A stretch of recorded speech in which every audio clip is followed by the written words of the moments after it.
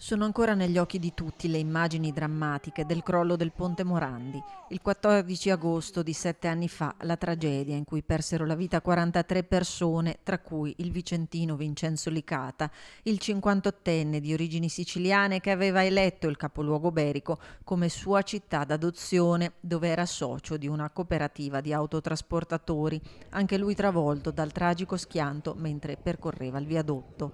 E proprio lì, dove l'Italia si è stretta ancora una volta, anche Vicenza ha voluto essere presente per commemorare le vittime. Oggi sono a Genova a nome della città di Vicenza insieme a tanti altri amministratori locali per ricordare le vittime del crollo del ponte Morandi. In quell'immane tragedia il 14 agosto del 2018 morì anche un vicentino, Vincenzo Licata, e questa mattina lo abbiamo ricordato. Ricordare però significa anche impegnarsi ogni giorno a prendersi cura della cosa pubblica e a vigilare, a lavorare per il bene comune. È un dovere verso le vittime, verso le loro famiglie, verso tutti i cittadini, perché tragedie come quella del crollo del ponte Morandi non si verifichino mai più.